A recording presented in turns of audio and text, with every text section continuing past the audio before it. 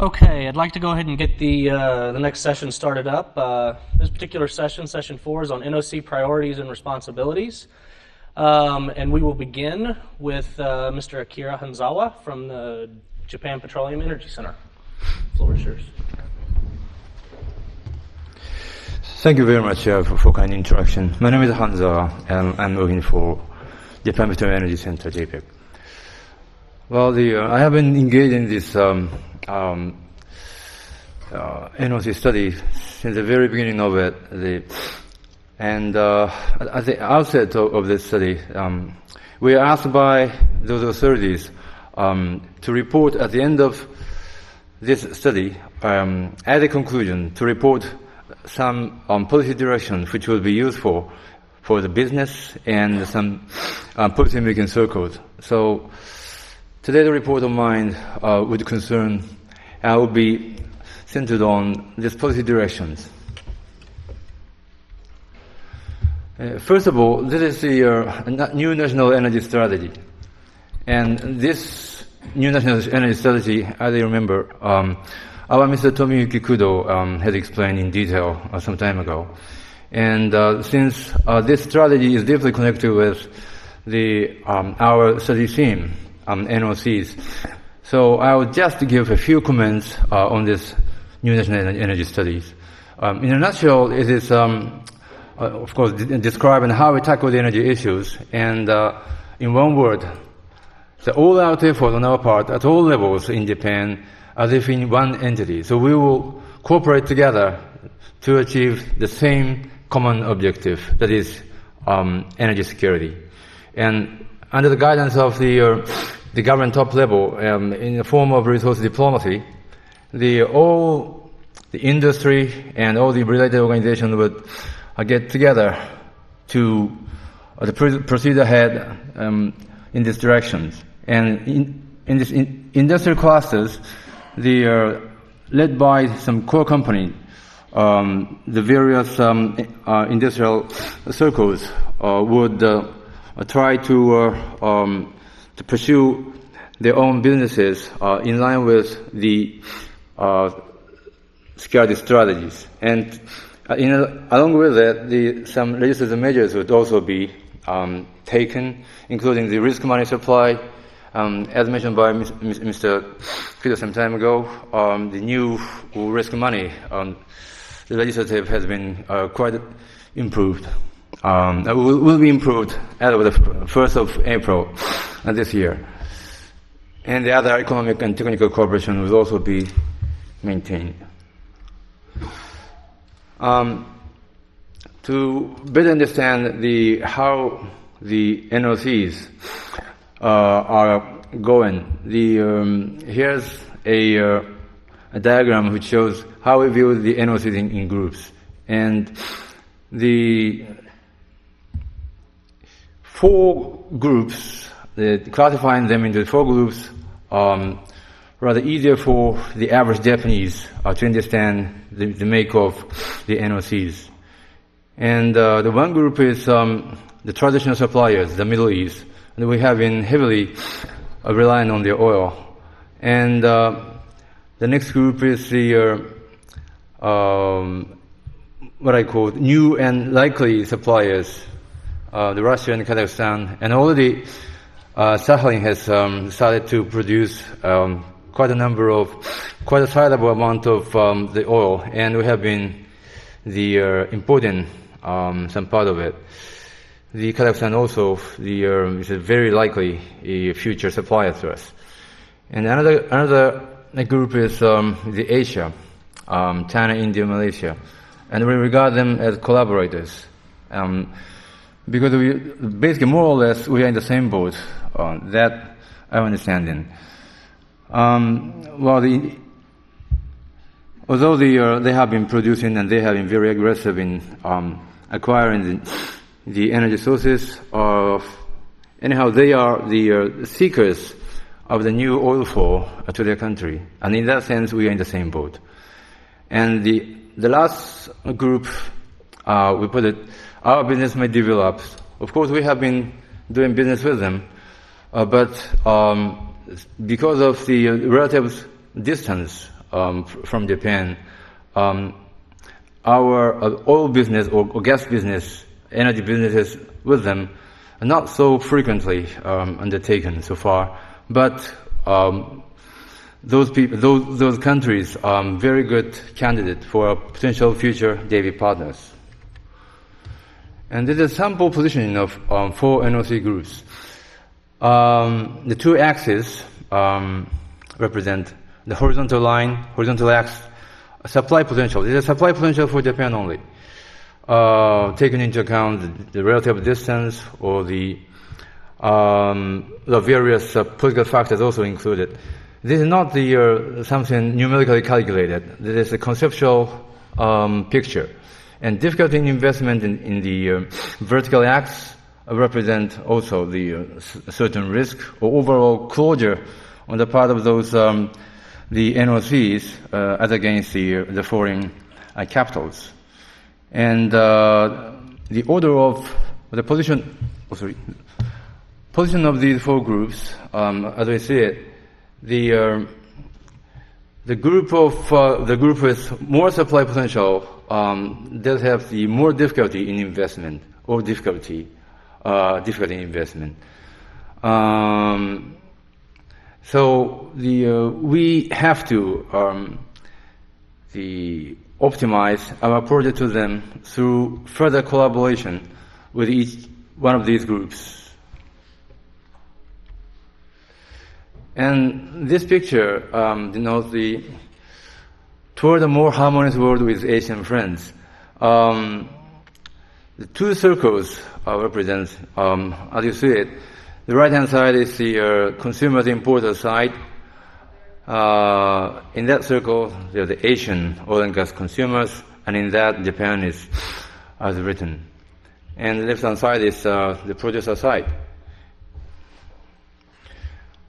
The reason I have drawn this picture is through the collaborations with particularly through the Asian consuming countries' peers, Japan could better realize its objective. And through these collaborations, there will be room for optimization in the sense that while the sharing the assets, the energy sources, etc., and the best optimum the effect can be expected from the transactions between these the groups and countries, and the wider the areas of application of this optimization effort, the greater the effort, the greater the effect. That has been the historically experienced the fact, and perhaps in the future, this de facto alliance through the collaboration can be extended, starting from Asia to the further Pan-Pacific area or Central Asian regions, possibly, and may eventually be extended to the whole world. If that is realized, there will be no problem in energy security in the world. This is another picture depicting how we can build up more constructive and cooperative relationship with NOCs and its related organizations, including the government. Step 1 through 5. First of all, what we regard as most important is to confirm the needs of each NOCs. And second step, to match their needs with our Cs. Cs means what we can do for them, the Cs of cooperations. And step 3 is to create frameworks and systems for cooperations. And step 4, to test run the system and adjust as required, the adjustment stage. And finally, we expect to reach the stage where we can enjoy an ideal and a creative relationship. And the candidate field of our cooperations, I have put here technologies on energy saving, and petroleum refining, downstream technology, petrochemicals, engineering, environment-related technologies like for the better air quality, enhance oil recovery, and overall education, including technical training. These are the candidate fields for Japan to cooperate with them. This is the suggested direction for further actions. I have put in order 1, 2, 3. First of all, what I have explained is just the very basic concept of our approach. So we need to develop further to complete it, and including hopefully the international optimizations of the oil industries across the border, across the continent, and between the countries. The number 2 is to devise concrete action plans of collaborations based on this number 1 basic plan, and to implement the actual applications for the respective NOCs. Number 3 is to communicate freely with the NOC counterpart to bring about the action plan's completion, and to create and institutionalize, if necessary, any further system for more effective implementations. These are the suggested direction for further actions. As I have been given 15 minutes, and I was asked at the outset 5 slides only, and I have actually 6 slides prepared, so perhaps this is the limit, I think.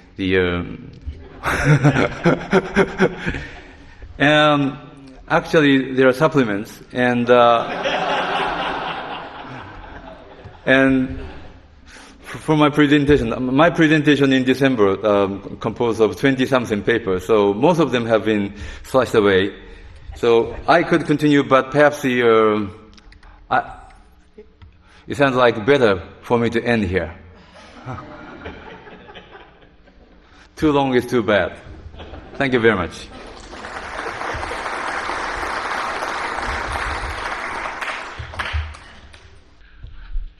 Thank you very much. I'll call our next speaker to the podium.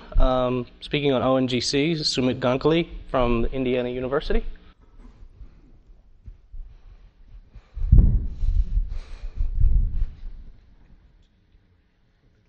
Okay.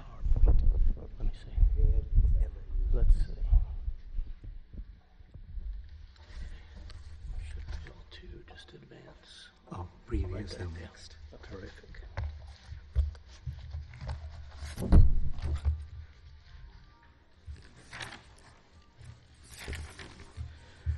Good afternoon. This is a case study of the Oil and Natural Gas Corporation of India, originally known as the Oil and Natural Gas Commission. I think I have slightly violated Amy's terms because I think I too have 6 slides, but there are no supplements. So I have not tried to sneak in anything sub rosa. I'm one of these latter-day Luddites who never uses PowerPoint, so this is somewhat of a novelty for me. But nevertheless, it looks like the instrument is working. I'll quickly go through these 6 slides and adhere to the 15-minute limit as strictly as possible, because something I routinely try to teach my graduate students about the importance of being succinct, and so in that very spirit I'm going to move fairly rapidly through these slides, and in a subsequent session I'll be happy to elaborate on most of these themes that I identify over here. The significance of the Oil and Natural Gas Commission cannot be underestimated as far as India's energy needs are concerned. Oil currently comprises 34% of India's current total energy consumption. It is also at the 6th largest consumer of energy and imports close to 70% of its total energy needs. This is likely to grow in the foreseeable future. And if one extrapolates from current rates of growth and consumption, India is projected to become the 4th largest consumer of energy by the year 2010. And India's needs are projected to grow dramatically as its economic growth continues to surge. It is one of the fastest growing economies in the world today, despite a series of infrastructural bottlenecks that continue to hobble economic growth. If these infrastructural bottlenecks, particularly in the realm of ports, in the realm of roadways, to much lesser degree telecommunications, that particular bottleneck has been broken largely by leapfrogging technology. Most people in India are no longer investing in landlines, and currently the Indian the mobile phone market is growing at the fastest possible rate in the world, adding about 6 million cell phones a month. So that is a fairly dramatic figure. This is the figure that the Financial Times provided last week in an article about the growth of the mobile phone industry. So these are some of the principal bottlenecks, particularly ports, roadways, and obviously power. If these bottlenecks can be broken, then the economy is likely to grow even faster than 9.2%. There are, of course, some other bottlenecks in the realm of human resources, most notably the antiquated and rather sclerotic Indian labor laws, which make it exceedingly difficult to hire and fire people. And the latest budget, which was just unveiled about 48 hours ago, has made no particular progress in that realm. And even the money that has been allocated to infrastructural development is about a quarter of what India should have invested, according to the estimates of most economists. But that said, there is at least a national consensus that these bottlenecks need to be broken if India is going to make continued economic progress and make a substantial dent on rural and urban poverty. In the last quarter, the Indian economy grew at a rate of about 9.2%. Obviously, energy is a critical component in sustaining this kind of growth. And the Oil and Natural Gas Corporation, at least for the foreseeable future, will be one of the principal entities that dominates the energy sector. It employs nearly 40,000 workers and produces 77% of India's domestic petroleum and 81% of its natural gas. To turn a little bit to the historical background of the ONGC. It was created as early as 1956 as an arm of the Geological Survey of India, an entity that India had inherited from the British colonial period, which ended in 1947. The Geological Survey had been created under the British, and it simply continued as an arm of the government of India after independence. It was converted into an autonomous entity, hived off from the Geological Survey in 1959.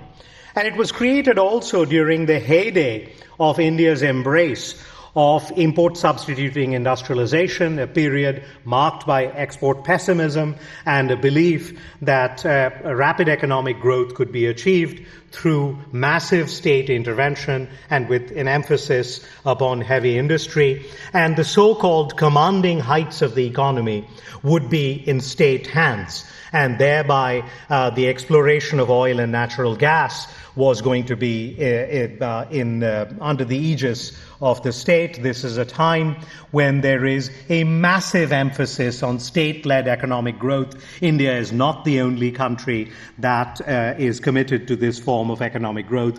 Brazil and a number of other Latin American countries had also embraced ISI under the ECLA, the Economic Commission for Latin America. Whereas many of those countries abandoned ISI, India continued with ISI well after many of the others had, in various ways, walked away from that strategy. At any rate, to return to the narrative about the Oil and Natural Gas Corporation Commission, in 1994, nomenclature was changed to the Oil and Natural Gas Corporation when there was some talk about the potential privatization of either the entire entity or components of it, as India had fitfully embraced the market in 1991 when faced with an unprecedented fiscal crisis, both at domestic and in both the domestic and the external realms, a combination of factors which I shall not go into at the moment had contributed to this fiscal crisis, and instead of continuing with the strategy of economic growth which it had embarked upon in the 1950s, the particular political leadership at the time and the current Prime Minister, who was then the Finance Minister, Manmohan Singh, took a gamble, primarily a political gamble, not an economic gamble, and fundamentally sought to shift the very terms of India's economic growth strategy.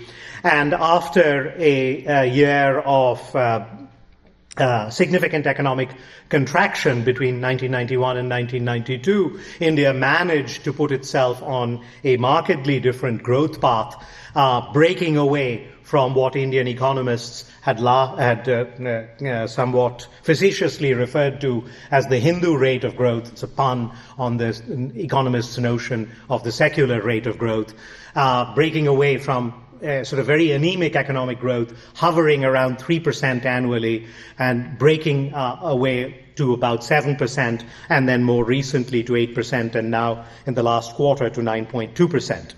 To return then to the ONGC story, the ONGC has not been privatized. Components of it have not been sold off, despite this fitful and embrace of the market. It currently controls 57% of the country's hydrocarbon acreage, and the government of India is the principal stakeholder in the ONGC, still controlling nearly 85% of the ONGC.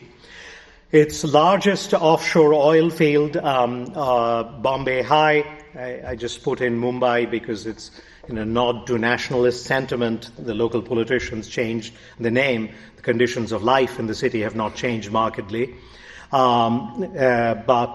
I refer to it as the original name, but in case of confusion, I inserted the Mumbai in parentheses. Its largest offshore oil field, Bombay High, generates 14% of India's total oil requirements and 38% of all domestic production. Much of the other production comes from the northeast. The company is increasingly getting involved in downstream activities in collaboration with both domestic and foreign players. What are its relations with the national government? The corporation lacks fiscal and organizational autonomy. It is firmly under the control of the Ministry of Oil and Petroleum, and it is subjected to a range of fiscal and pricing policies under which the senior officials of the ONGC routinely chafe. It, in many ways, is seen as an instrument of the state for the purposes of maintaining social stability. It has to subsidize the price of certain items which are consumed by the poor, disproportionately by the poor. For example, kerosene, which is used primarily for the purposes of cooking in India, especially by the poor. And consequently, these prices are, the ONGC is forced to subsidize the price of kerosene and a variety of other petroleum products. And the Finance Ministry has a stranglehold in many ways on the ONGC. One of the most deleterious problems that the ONGC faces, namely, involves labor laws, which are, as I mentioned earlier, completely antiquated, and not only are they antiquated, they result in extraordinarily bloated workforces. Easily. I just got the 5-minute warning. I don't anticipate any problem whatsoever. they have extraordinarily bloated workforces. Promotion and meritocratic schemes are extraordinarily constrained by the government, and often this leads to able people, particularly at managerial and technical levels, leaving the company for much more lucrative opportunities that are increasingly available in the private sector. Thereby, the retention of talented people is difficult, and the ability to shed individuals who are not especially productive, and that's being charitable, is extraordinarily difficult. But this is something that hobbles most of India's public sector, to the point that Indian economists have contributed something to the vocabulary of economic science. They refer to this as dissaving. There's another simple English word for it. It's called loss. In effect, the public sector loses 2% of GDP on an annual basis. This is not a recipe for success in the foreseeable future, but path dependence being what it is, it's extremely difficult. The public sector and large redundant labor constitutes the third rail of Indian politics, and very few politicians in India are suicidal. What are some of the external strategies? The ONGC, under the leadership of a man called Shubir Raha, increasingly started to venture abroad with the creation of ONGC Videsh, which literally means abroad or foreign, in 1996. And it has had limited success in obtaining foreign oil and gas fields. It has encountered acute competition with the PRC, which on a number of occasions has managed to successfully undercut the ONGC, especially Sinopec has done an extraordinarily able job of undercutting the ONGC. And last year, an agreement was signed between the two governments that they would not engage in this form of unseemly competition. I'm not exactly holding my breath for fear that I might choke.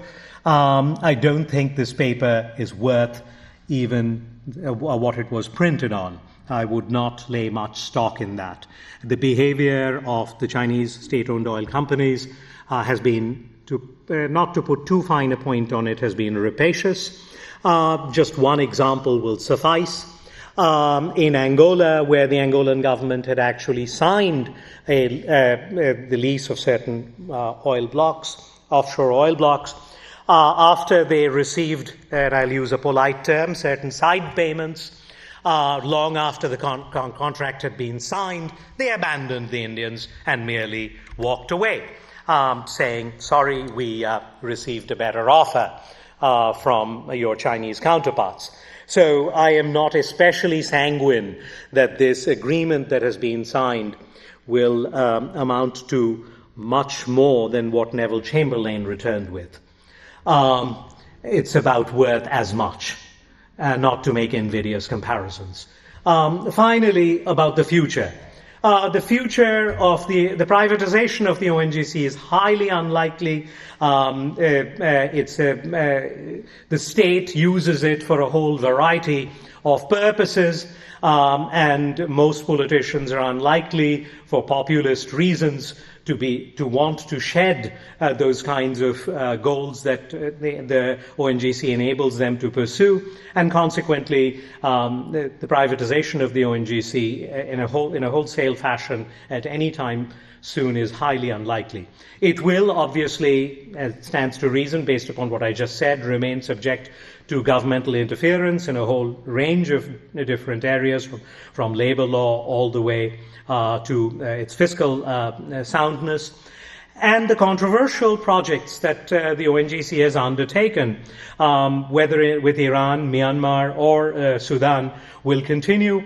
The attentive public in India is fairly small, and consequently, the activities of the ONGC, while they come under the scrutiny of human rights activists in India, the impact thereof on the ONGC is rather limited. I think the Iran pipeline constitutes really a pie in the sky for a whole variety of reasons, not to mention the fact that it is supposed to pass through one of the most contested areas of Pakistan, the province of Balochistan, where there's an ongoing insurgency. So quite apart from the costs of the pipeline, the costs of the natural gas, which is higher than market rates, the sheer geographic location of the pipeline, I think, places it in considerable jeopardy, but discussions still continue on a desultory course.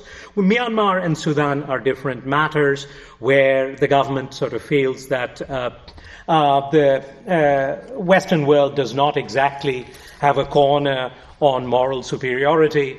So, since when it has found it convenient, has worked with squalid regimes. So, the minor criticisms that emerge from India's attentive public is not going to inhibit them from pursuing energy deals that it finds necessary and desirable for the foreseeable future. Thank you very much.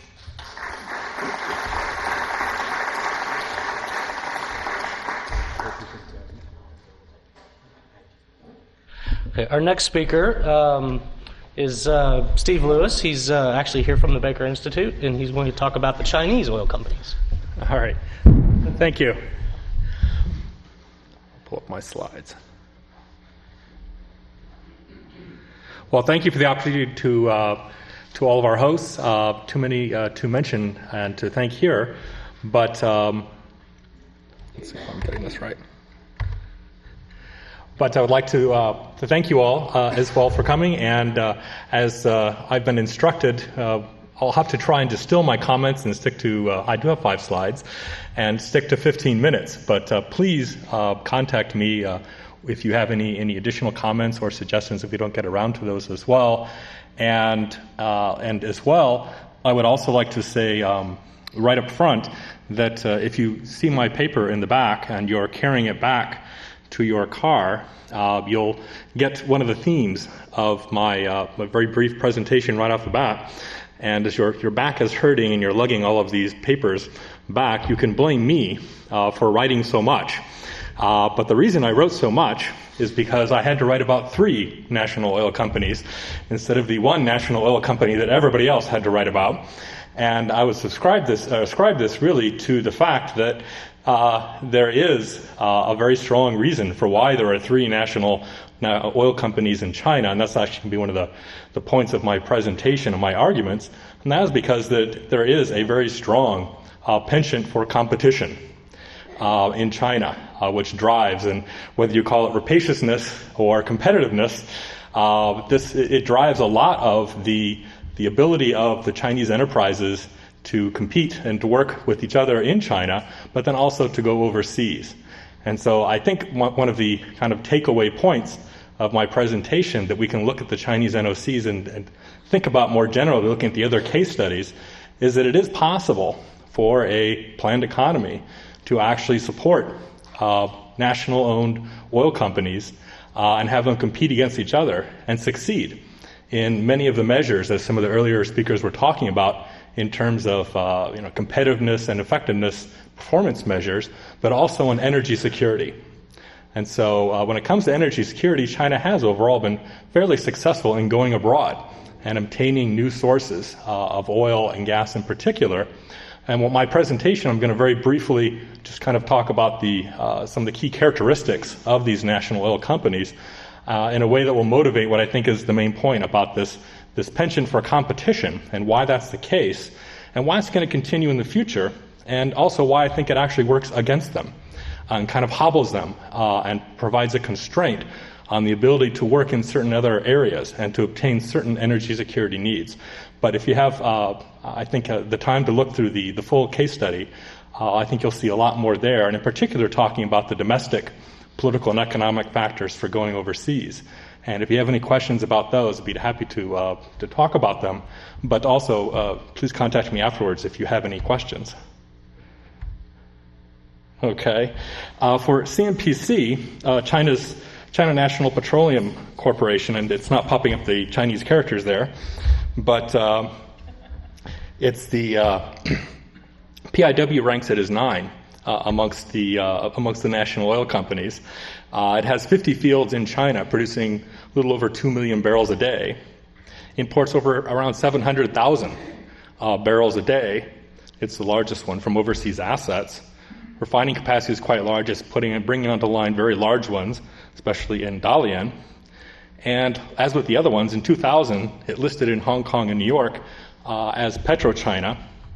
Its profits in 2005 were 133.4 billion RMB, exchange rate of about 8 to 1 for the dollar. It paid special taxes in 2005 at 20.25 billion RMB as a central-owned enterprise. Sinopec is the other one, which historically was more downstream. PIW ranking much lower.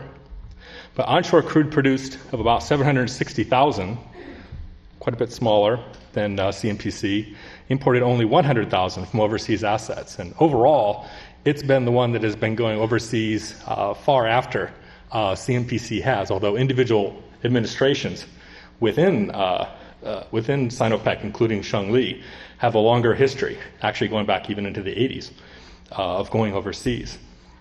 Its refining capacity, of course, is much larger then, and it's bringing online some very large refineries. It has this joint venture with Kuwait at Nansha, for example, and the one with ExxonMobil and Saudi Arabia in Fujian in southeast China. It also listed overseas in 2000 as Sinopec. Its profits in 2005 were only 39.6 billion, but it paid special taxes of 5 billion. CNOC, the much smaller sister of all of them, and the one that, as Mr. Gao's presentation this morning mentioned, specializes in, is the exclusive one for operating offshore and for foreign ventures, and was set up for that purpose at the end of the 70s and early 80s. Its crude offshore production of about 500,000 barrels a day, import about 200,000, very large refineries being planned and brought online. It's also listed overseas, 2001. Its profits were more substantial, given its size, of 25.3 billion RMB, special taxes of 3 billion. Overall, just kind of stepping back and looking at the role of national oil companies in China and their development, of the profits of all the central-owned enterprises of about 904.7 billion RMB in 2005, NOCs were 200 billion of those. Okay, so it's a little over 20%.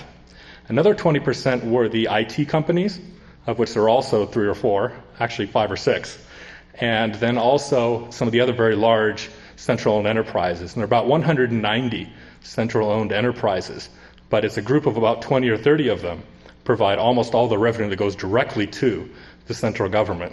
And so these are the large potential cash cows as well. And that's actually one of the main points that I think we also have to make clear, is that given the nomenclatura system of appointment, whereby if you're an official within a government agency or a specific subsidiary or a refinery or an oil field, and that position has to be approved by the Central Committee, what that really effectively means is that a large part of the Communist Party is actually dedicated to the individual component parts of these national oil companies, such that the heads of, for example, the largest oil fields in the north have a party ranking with the equivalent of ministers within the government, and they also themselves represent a bloc. The influence is even stronger when you consider the fact that there's been a trend over the last 10 years of many of the heads of the national oil companies moving over to becoming ministers and other top government leaders dealing with other issues because of their effectiveness. There's been kind of a poaching of the top leadership of NOCs under the most recent leadership. However, domestically, and you can look in the case study to see what you have in the individual oil fields for CNPC and Sinopec on domestically, but you can see flat or declining production. And so there's this very strong need to go overseas. And it's expected that growth in demand in 2006 overall in the world, 38% of this will be coming from China. China consumed 6.8 million barrels a day of oil in 2005, and NOCs produced about 3.8 million of those, requiring about 3 million barrels a day in imports. And the projections are that this will go up to about 6 million, perhaps or so by 2015, 2020. What can we learn from China's NOCs is that they can be effective in going overseas, but there's a history matters. And here I would argue that there are kind of three areas that are important to keep in mind. One is that that their foreign relations with the major powers definitely play a role in this, and also with individual resource exporting regions. We tend to have an idea that because the Chinese NOCs have all these MOUs all around the world, that they are everywhere, and they're competing with everybody, and they are rapacious. But in fact, they're much more likely to succeed just in certain areas, and these are historical artifacts. And one of them, I think that we've seen a lot of emphasis on Africa in particular. The Sudan investment is a very large part of bringing oil back to China. And certainly over the last couple of years, China's leadership have been giving the president, the premier, military leaders have been giving a lot of attention to to Africa, including doing tours of African countries, but then also hosting African presidents last fall in Beijing. And one of the reasons that they've been doing this has been, first of all, the history of the fact that simply this newer generation of leadership, this is one way for them to distinguish themselves, is by moving into foreign policy areas that the older generation of Jiang Zemin and other leaders have still, in a way, indirectly controlled through previous appointments, and largely maintained, given actually as well some foreign, including American, interest in maintaining the stability of those ties and trying to keep the Chinese leaders that you're most familiar with and you've developed decades of relationships with. And so the younger generation of leaders, in trying to distinguish themselves as they've done domestically as well, is to go to areas of the world where they haven't historically been able to use their influence. And here as well, they're also able to build upon the fact that they don't just need oil and gas from Africa. They need all these other strategic minerals and other minerals and other contracts going throughout Africa. And so there, it's kind of a nice convergence of interests.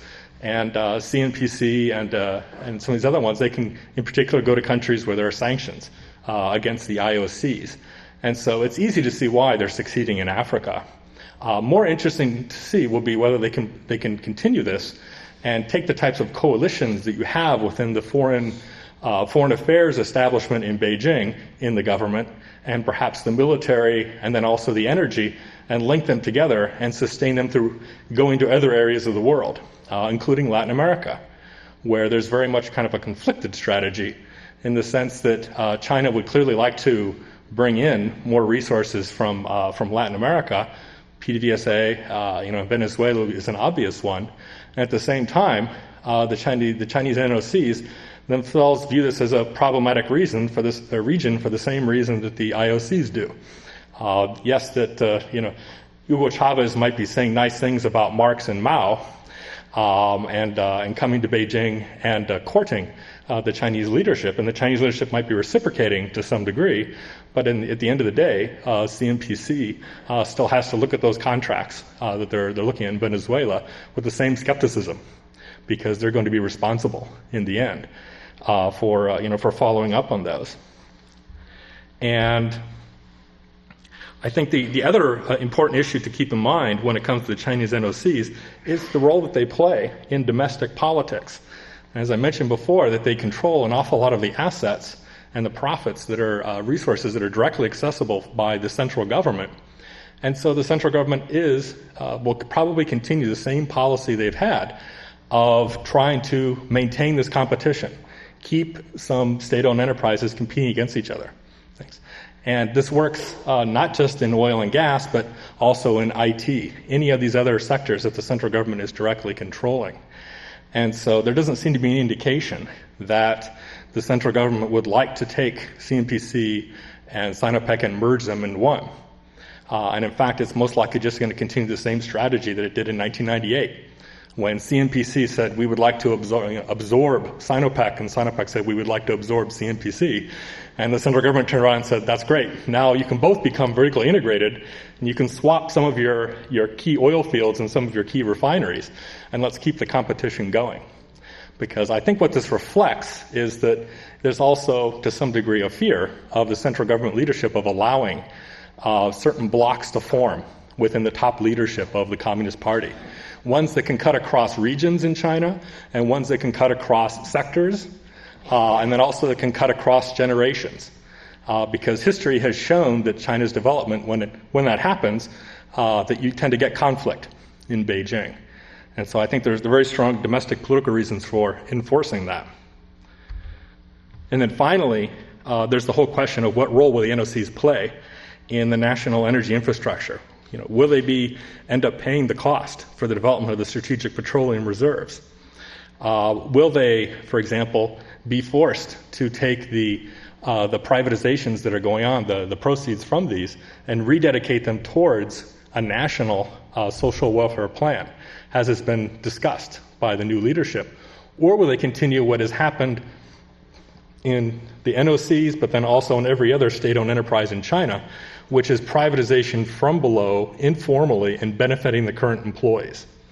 And we talked about employment figures for Chinese NOCs, and people talk about them as hundreds of thousands, and I'm afraid that's being very generous, because actually on the books, CNPC might say that it's only 300,000 or 400,000 employees, but on the books, even from the middle of the 1990s, they were talking about 1.6 million employees. And what that means is that they have millions of people who are still reliant upon them for some type of income, given the type of privatization promises they made in the late 1990s in order to effect the restructuring that they had. And so they have very substantial commitments to millions of people, and in particular in certain areas of the country, the Northeast. There's a question of what role they play in the development of the capital markets. And we have all been hearing about the so-called instability of the Shanghai capital markets recently. But competition is going to matter here because it really is clear to the leaders of the Chinese NOCs, most clear to the CNOC leaders, I think, that they are dependent upon capital markets for developing their access to capital resources they're going to need. And it's foreign capital markets, but now it's going to be clear that it's domestic ones as well. So now they're going to have a way of presenting themselves to the individual Chinese investor in a way, first to show that they are effective, they're a good investment, but then also to show that they are not corrupt, that they are transparent, and also that they can distinguish themselves. And here the history really does matter as well, and that CNPC has parts that are known to every Chinese person, like Daqing, and maybe Sinopec does as well. But CNOC, however, has no real reputation, except that came from the dust-up with Unocal and the United States, because it's much smaller. It was set up to deal with foreigners. It just doesn't exist in the minds of most Chinese people. And so we're going to see more competition between the Chinese NOCs. And finally, I just want to say that the other factor I think that's going to be important constraining them is this corporatization that is going on, where they'll be losing perhaps some of their effective leaders within, either to the bureaucracy and the top leadership, or to foreign companies as well. And it'll be really interesting to see if, for example, the heads of the Sudan project in CNPC, if they're able to come back and transform the leadership in Beijing. Because the resources they're bringing back, just in terms of the numbers of barrels they're bringing back, makes them one of the largest oil fields under Chinese administration. And so it'll be interesting to see if they can bring that back and affect some changes. So perhaps I'll just go ahead and finish up there. Thanks. You should stay up here. Stay up here. Yeah. If I could invite the other two speakers back up and take a few minutes to field some questions. Don't go away, Steve. I have a question for you. One of the things I wanted to ask Victor this morning, and either one of you can answer this, is when there's competition for some overseas, the right to compete for an overseas asset, how is that decided in China these days? Okay, you decided within the company headquarters, or? Could you go to the microphone, please? Between and among the companies. If CNPC and CNOOC are both eyeing some particular venture, how We don't see them competing against each other these days. So some decision is made somewhere. How is that done? That's a good question. How it's not transparent, that's for sure. But I think it depends upon a project by project basis, because there certainly are ones where they're working together. They're forming joint ventures, in Latin America and Africa and certain countries, and so it's really not clear to me how they're able to actually effect that. But it could be possible that it's actually coming about through either the former officials or the former heads of these companies who are serving as government officials, or it's actually working at a much lower level within usually in many cases where they've gone overseas has been building upon what a subsidiary has started perhaps 10, sometimes even 15 years ago. And so how it works at that level. And one of the ways that it might actually work is because, you had, for example, Shengli, what it did in Latin America started off as CNPC, but now it's Sinopec because Shengli was switched over in 1998 to become part of Sinopec. So you do have that type of migration that does actually make it easier in some ways, and it doesn't necessarily depend upon government playing a role in facilitating that. Yeah, to our Chinese expert, thank you very much for very, very informative and insightful presentation. I'm going to look at your full paper. Wisely, you opened more questions than provided answers. I would like to ask you to open even more questions, because your talk was largely present and a look back. Let's look 5-10 years. I am not brave enough more than that. What is in your crystal ball? I'm sorry, could you repeat the last part? What's in your crystal ball, 5 to 10 years? I think we're actually going to see potentially some the things to look out for, I would say, in terms of affecting the ability of Chinese NOCs to become more corporatized. In particular, two things I think really might affect it. One will be whether they're able to resolve this issue of the National Social Welfare Plan and what the contributions are going to be for all of the state-owned enterprises. And they certainly have the ability to do it, but it would require kind of a coalition of leaders who deal with social welfare issues, regional development issues, in particular developing the Northeast and also developing the West, but then everybody, and then also the financial and investment, cadres at the national level. And in most countries, right, this is pushed from below. People start demanding these things. And in China's case, China has been very successful in maintaining these increasing inequalities between city and countryside and coastal and in interior. And they've been actually very successful in doing that. That's one thing I think we need to look out for. The other thing I think which could also provoke some very strong and very quick changes would be the privatization of the railways. Because that is the one thing that the central government has been maintaining and bearing all the cost. And as you know, it ships most of the coal and then also an awful lot of oil as well. And so it's part of the national infrastructure that the central government maintains. Once they start privatizing it, then and it won't just be the NOCs, it'll also be all the other energy companies that are suddenly going to have to deal with this. Yeah. Thank you. Sure.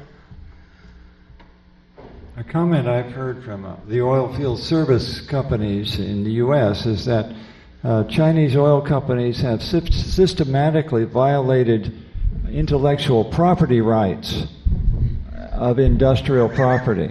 And I wonder if that enters in as a factor of competitiveness of the Chinese companies either at home or overseas.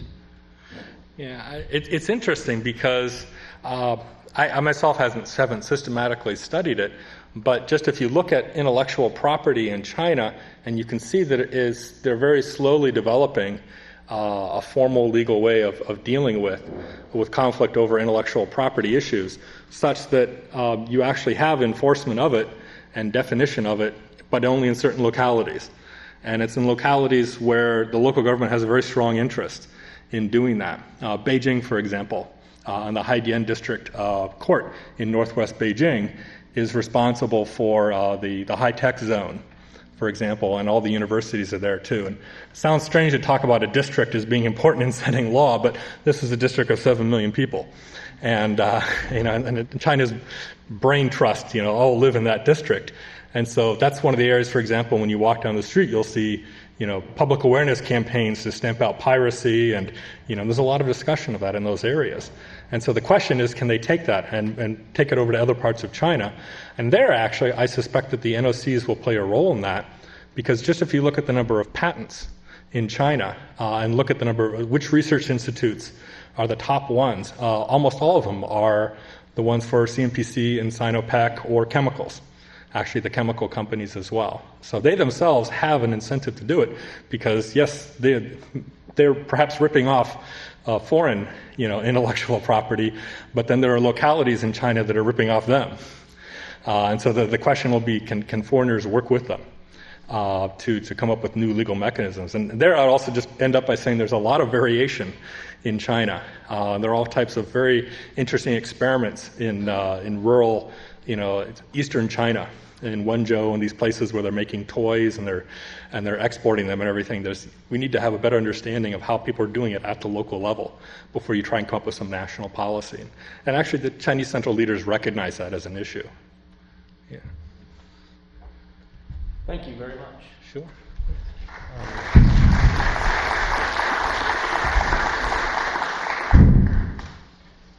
Okay, shifting gears a little bit, we'll wrap up our case studies for the day with a presentation by David Mares. He'll be speaking on PDVSA.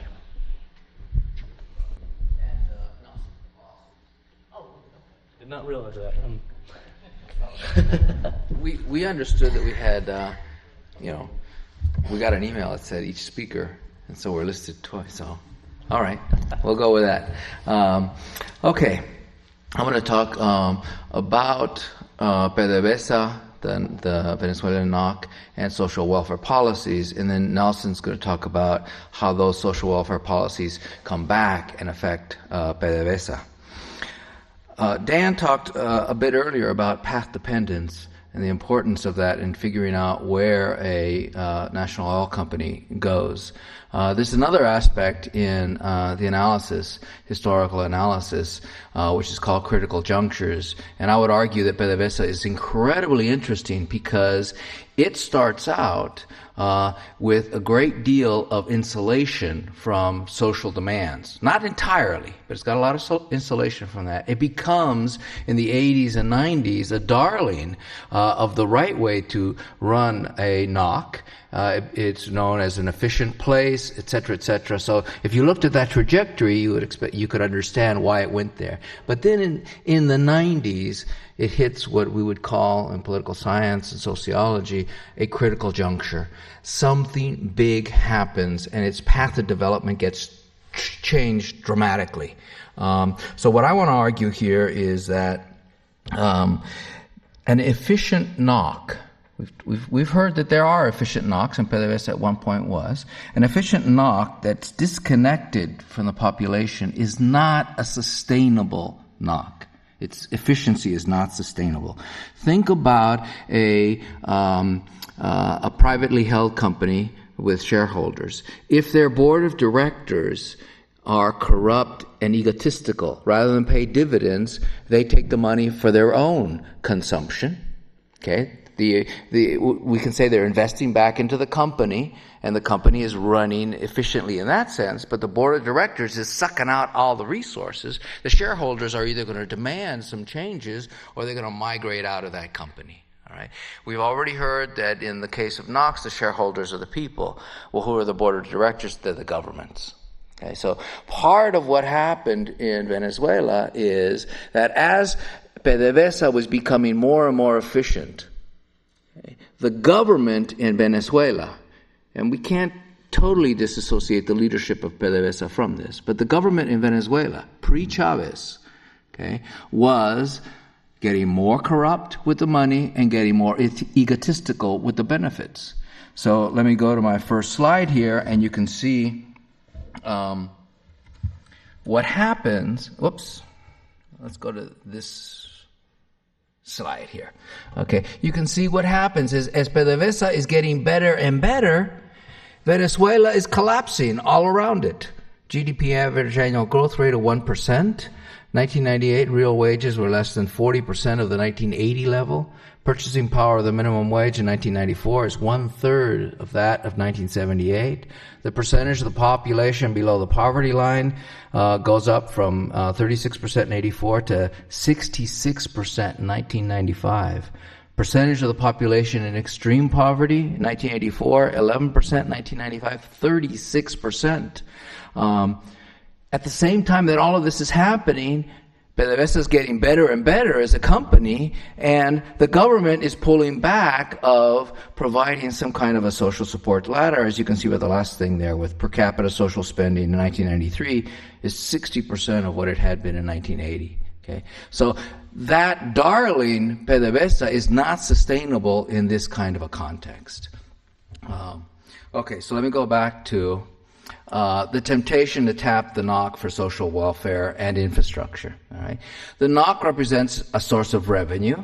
The NOC is also very vulnerable. It is vulnerable from a political perspective in the sense that because there is revenue there, you can actually build big political alliances that agree to tap into the NOC and bring resources out that they can distribute across the political alliance. If you have very few resources, it's harder to build a broad political alliance because everybody wants something. Okay? The more money you have, the easier it is to build a broad political alliance. So diverse political interests can coalesce.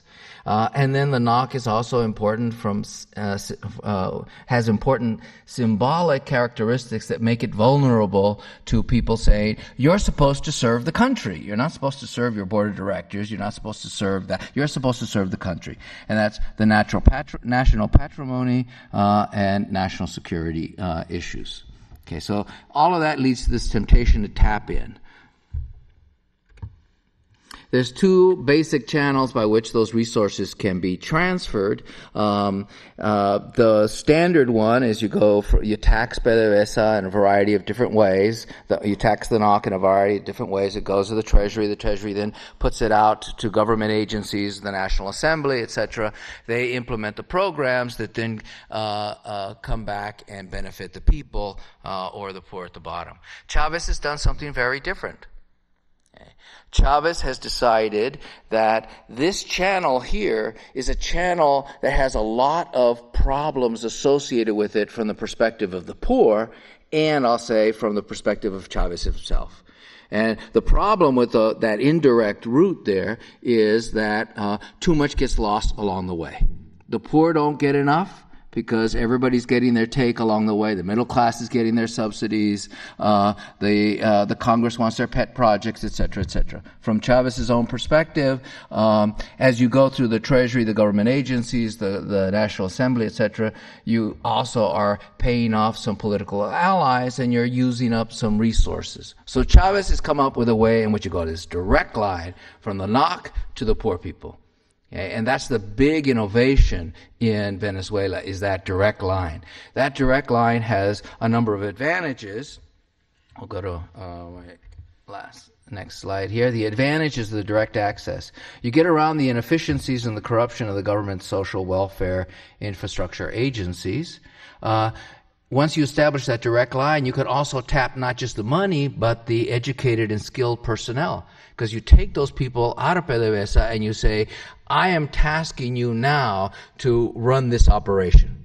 Okay, so you actually get people, engineers and people who have management skills put in charge of running health programs and other things like that.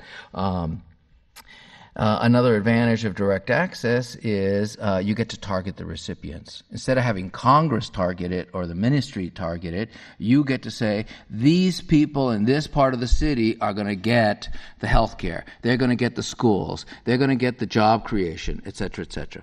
That's fabulous for the people in those parts of the city who are actually getting the direct benefits, and it's also fabulous for Chavez because he can channel those benefits to people who support him. Okay? If you go through the National Congress, even a National Congress that's dominated by Chavistas today, like it is in Venezuela, Chavistas are actually a bunch of different groups in Venezuela. Chavez doesn't control all of those people. There are a number of competing parties in there who come together to support Chavez. You go through the National Congress, each of those parties in there is going to want a bit of the take, and they're going to want their representatives to get credit for it, et cetera, et cetera. Okay? Direct access, they don't get any credit. Chavez gets the credit. So that's that. Executive dominates political competition for the resources. So what are some of these, what's the level of impact here? We can see the indirect route of PDVSA contributions in 2005, 17.7 billion. The direct route is 8.3 billion, adds up to 26 billion. PDVSA had planned to reinvest in, or the government had planned to reinvest in PDVSA $5.8 billion in 2005. So you can see 5.8 as opposed to 26. The bulk of this money is being taken out of PDVSA. I don't blame Chavez for it alone. I blame the administrations and even the management of PDVSA pre-Chavez, because they helped create a context in which Chavez is brought to office. We have to remember, Chavez wins every election that he runs for. Now, they're not entirely free and clean elections, but they are free and clean enough that it's clear that Chavez wins those elections. And it's because the shareholders of PDVSA say, we want something, we didn't get something before. Okay, so what are the kinds of things in the social welfare side that Chavez is doing?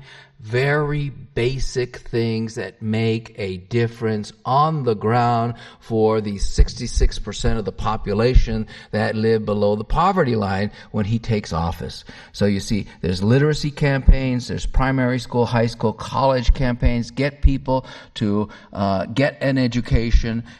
He thinks of it in terms of not only benefiting them daily, but investments in human capital down the road. We can argue about whether these are very inefficient ways to deliver those things, but in the Venezuelan context, that direct route actually winds up making a difference to people at the bottom.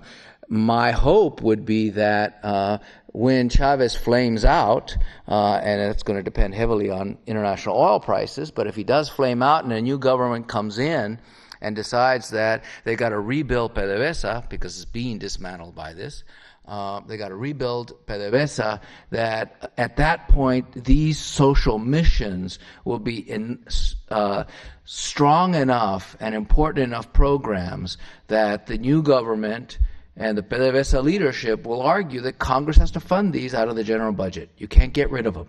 You gotta fund them. They become a part of the political economy of Venezuela.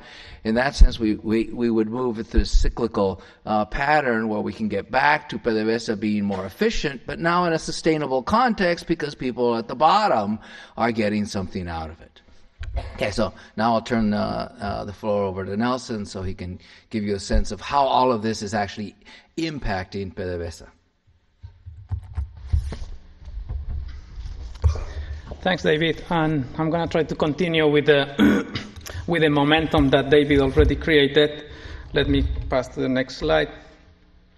The government, when it's approaching PDVSA by 2003, after the changes the big changes that happened there, come up with two objectives. One is an economic objective, and the other is a political objective. The government's economic objective is that, in terms of natural resources and oil and natural gas specifically, that Venezuela has to maximize the value of these resources. In terms of the political role, they said, well, those resources should be used for the national development. The way this is transferred to PDVSA, it was to say, then PDVSA has to maximize the value of oil and gas resources, but that transfer to the short term just does mean that revenue has to go up. However, in this economic objective and in that mission, PDVSA appears to be a passive player, because what the government really wants to do is to work with OPEC and work with the quotas that OPEC is going to put on PDVSA and Venezuela itself, and with that increase the price of the international price. the international market. Then the real instrument really to accomplish the economic objective in the short term has to be done by OPEC and not by PDVSA itself. PDVSA then is more reduced to a passive player because PDVSA is not going to affect the quota or the level of production, and PDVSA, of course, cannot affect the international price by itself. If you see the other side, which is the political role, that's really what PDVSA is active, and that's what the government is really trying to influence.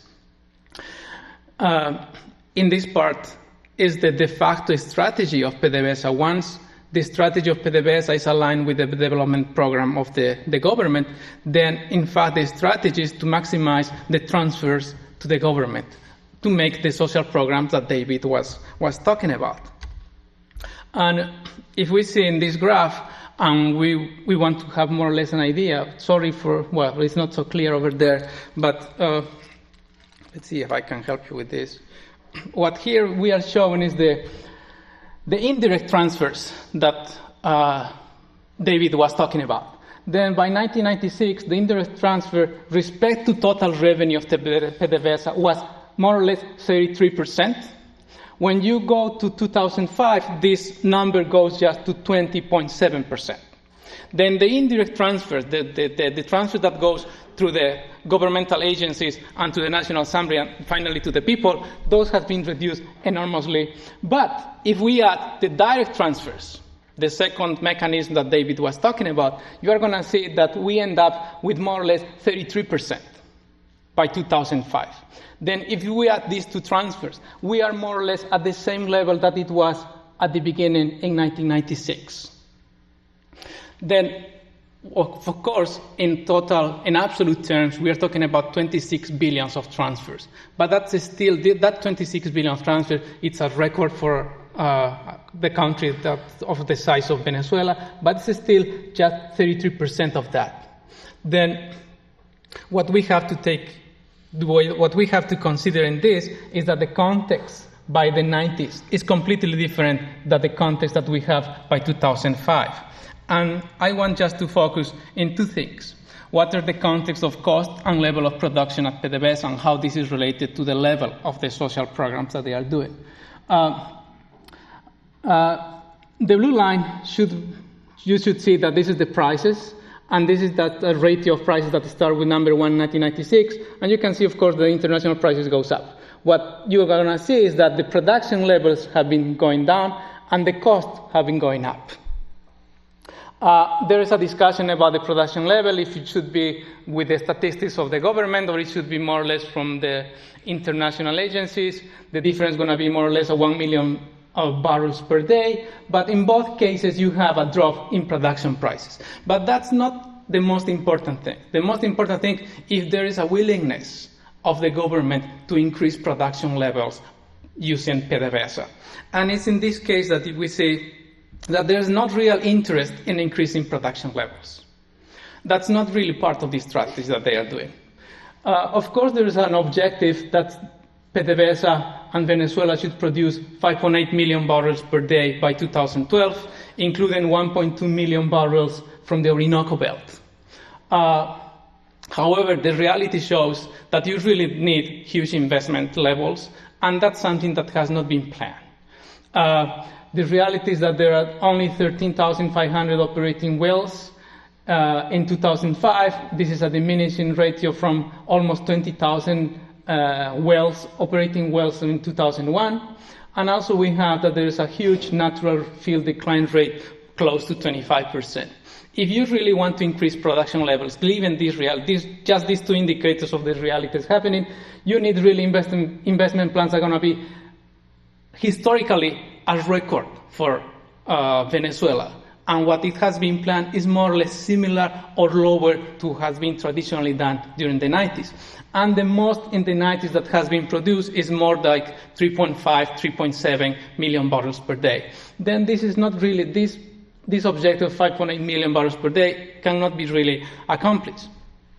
Now we have also that in the case of the Orinoco Belt, this objective 1.2 million barrels per day, this is something, and now I'm going to come come back to this topic at the end, but now that there has been announcement of nationalization and change of the rules in the Orinoco Belt, it seems that unless there is some negotiation there, that volume of production cannot be increased.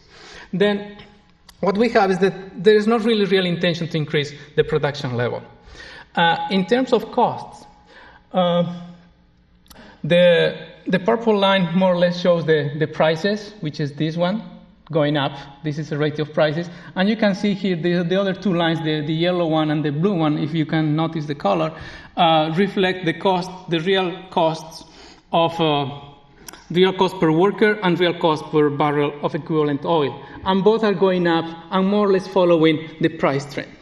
Then, of course, we know that these costs are going up not only because there are inefficiencies inside the firm. We know that all firms have been facing increasing costs. But we suspect that these increments are a little bit higher from what you can have in other NOCs or IOCs. The important point here is that if prices are continue going up, there's no real interest and there's no real need of the government to try to make PDVSA more efficient. Then what we have here is, in fact, and this is the trend of prices since 1978 to the end. All our data that we have in the paper more or less ends up in 2005, but the huge increment in prices have been at the end of 2005 and 2006. Then all these strategies and all these impositions on PDVSA has been on the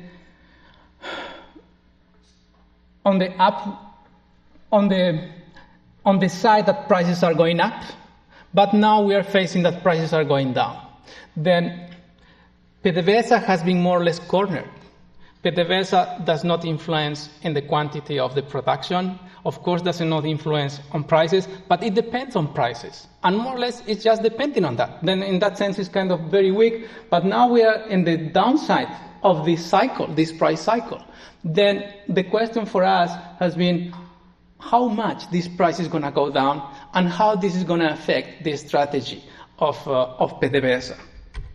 In a way, sorry for this, we have created, this is really bad, we have created not 3 scenarios, but 3 levels of reduction in prices. Then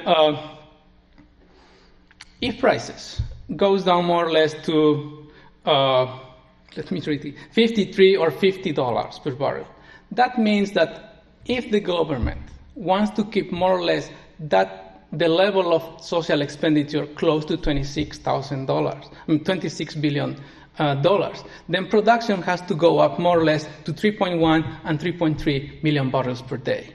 That means an increment of from 20% to 25% of production levels. Is that doable? We were thinking that more or less that's doable in the sense that you need just to renegotiate with the IOCs, maybe in the Orinoco Belt. It's in that sense, and I want to come back now to the nationalization point. If prices are really more or less to the low levels of 50s, then, and knowing that Chavez and its administration is more practical, we don't think that the nationalization announcement on last Sunday is really something that they want to cut the production level. Maybe they are bringing the players to the table of negotiation and trying to increase production from that side. The second, if the levels goes from low 40s, this is going to create a little bit of problem.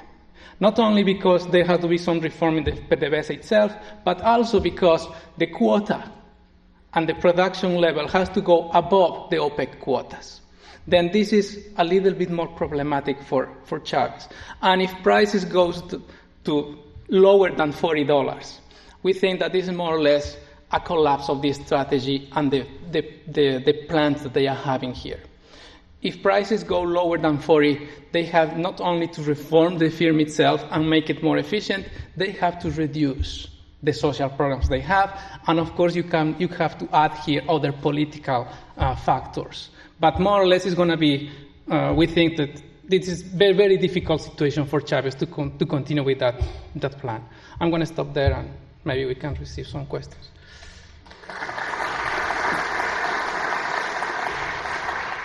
Take this opportunity to field some questions from the audience, please. Everybody's hungry. Someone here? In the Iran paper, Dan and I concluded that Ahmadinejad was cut from a very similar cloth ideologically to Chavez, but that there were institutional factors that were countervailing, that he was never able to implement his full agenda, and there were forces that were able to push back, and so the system would oscillate like a top, but would always stand up straight. Is that the case in Venezuela? It's a very different overall political system. Is he heading for a crash, or is there something that can pull Venezuela back at some point? Okay. Well, we don't know what cloth Chavez is cut from. He has a big discourse. If you look at his first couple of years, he really didn't do anything very radical. I mean, my take on a lot of this is that Chavez is an opportunist, in the good sense of the word opportunist. I mean, he's got some basic ideas, and what he does is he sees what's out there. He figures he's going to go this far. He gets there, and the next thing he knows, there are new opportunities out there. And this gets to the point of the institutional constraints on him. Because the opposition to Chavez, okay, which includes a lot of the top management of PDVSA, okay, had no articulation to the poor people of Venezuela, 66% of the population. Okay, they destroyed the option, the constraint on Chavez. So election after election, they lose. Okay, then they wind up not even running for in the December, I think it was 04, 05 elections. The opposition didn't even run a candidate in the congressional elections. So all the seats in the Congress are held by people under Chavez's umbrella. So Chavez is in a very great position politically from his perspective, because there are no institutional constraints. He's got a new constitution. He's got a Congress that's made up entirely of deputies on his side. Does he not have constraints? He has the constraints that Chavez was pointing out, is that he is sucking too much out of PDVSA. PDVSA is the goose that he needs to continue to produce, and he's just sucking those out, and he's not building an institutional way to maintain his power. What he's building is still a distribution route to power, and he's losing those resources. Unless, of course, new opportunities, right? We, the consumers, could continue to consume more and more energy and push those prices up, and we panic at his foreign policy and we throw speculation into the market. Chavez would love those prices to go back up to $70. So I don't know if you want to add something to that. I would say yes, that Chavez is more or less a realistic player. For instance, the consumption subsidy for gasoline for 2005 was $1.3 billion. Knowing that the volume of consumption is going up and they're expecting that this rate is going to be really higher, then this level of subsidy can go up to $1.5, $1.6 billion. And then he, in January, already announced that he's going to increase the price. Of course, he didn't say how much, but he's changing and he is realistic about these things. It's in that sense that also we have to understand, I suppose, the announcement of nationalization on Sunday. He's a practical guy and he's trying to maneuver, and he's not going to lose control, I think. Yeah, I had a quick question. What part in Chavez's strategy do you think just being completely radical is play just for oil prices as opposed to his real beliefs, since he needs those to maintain what he's got? Well, I think that there's a happy coincidence there for Chavez. Chavez is rational. He's pragmatic. When he first started out, his discourse wasn't as radical. I think he would like to see a radical change, but he didn't think at the beginning he could get away with that much of a radical change. The world has changed inside Venezuela. The world has changed outside of Venezuela. So it is possible for him to move farther along his program, and in that sense, that's what we would mean by being radical. I think in terms of his foreign policy, it really is oriented towards two things. One is pushing the price of petroleum up by scaring the markets, but the other is scaring the U.S. government. People in the United States say, well, we're not going to invade, whether we're talking about Iran or about Venezuela. I have to say, if I was the leader of a country that the U.S. government in office at that particular moment, whether they're Democrat or Republican, didn't like, I would worry about an invasion, because the history of the United States is that at times the CIA operates and at times the Marines show up on your doorstep. So the other part of Chavez's radical foreign policy discourse, besides scaring the markets, is to try and build alliances, political alliances. Not that anybody's going to send their troops to Venezuela, but build political alliances to increase the cost of the United States if the United States should decide, well, we kind of like that April 2002 coup against Chavez. It didn't work. We need to give it a little more help the next time around. So I think all three of those things are currently working together to make Chavez sound as radical as he does now. If any of those things changed, I think Chavez would tone down that discourse. I mean, we've seen Chavez be very pragmatic in the past. He's not irrational.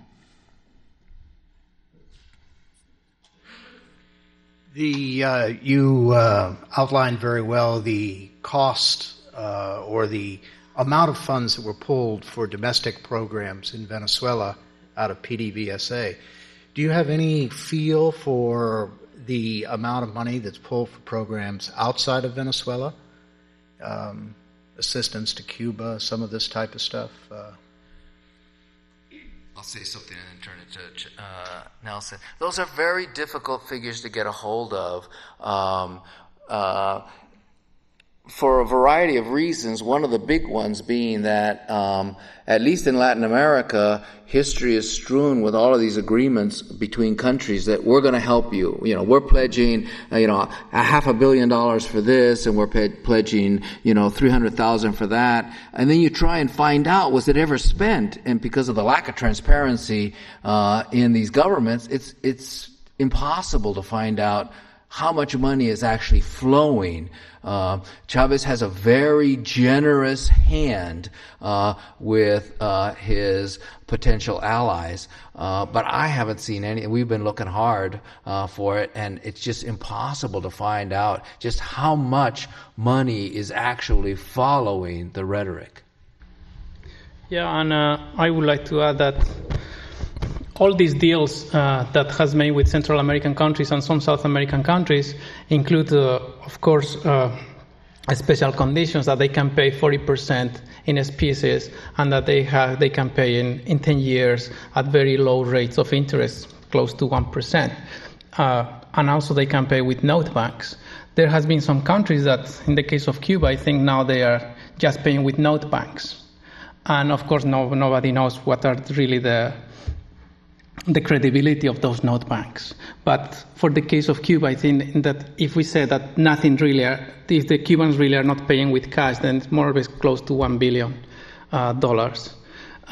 For the case of South America, there has been some countries that also they make some agreements with Venezuela and PDVSA to receive oil, but those things didn't work well. One, because of inefficiencies in the state-owned enterprise in Argentina, for instance, or the political opposition in Paraguay.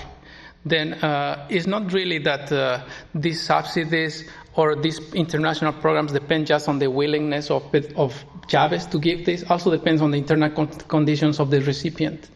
And I think as more Chavez is trying to do these deals, there's more opposition in the region itself to receive those. Thank you very much. Can we ask just real quick. one quick one? Yeah, go ahead.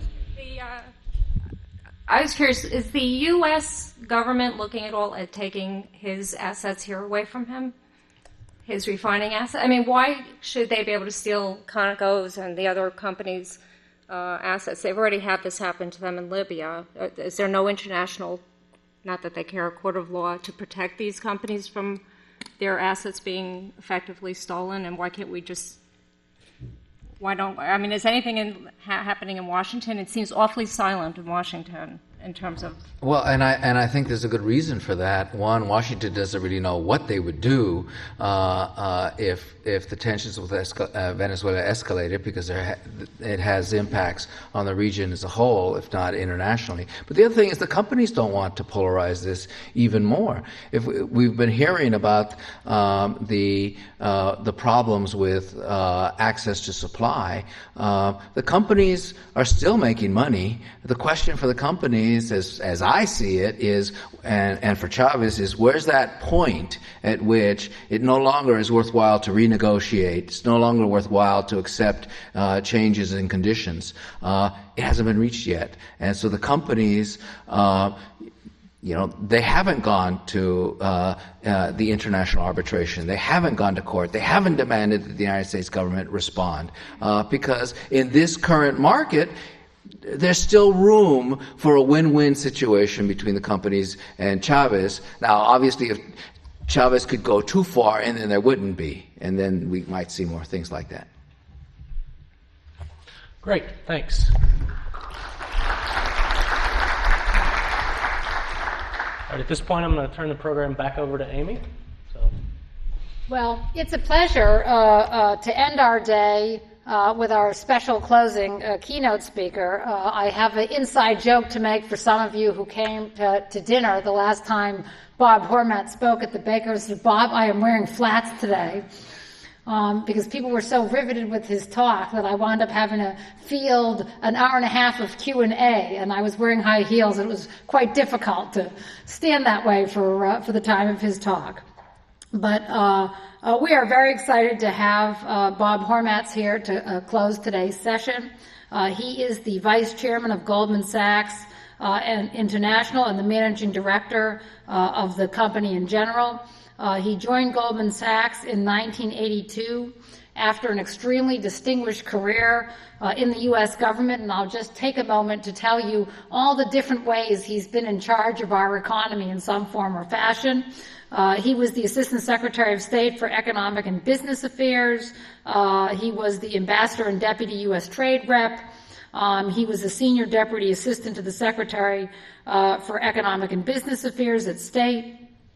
He's been a senior staff member for International Economic Affairs, being a senior economic advisor to Henry Kissinger, General Brent Scowcroft, and Zbigniew Brzezinski. So he served a number of people. I'm going to ask him at dinner what it means to get the French Legion of Honor award in 1982. Be interested to hear about that. But he also had a wonderful partnership working with the Secretary Baker over the years. And I know the Secretary was sorry he wasn't here today to hear Bob. So with that, Bob, please give us your insights.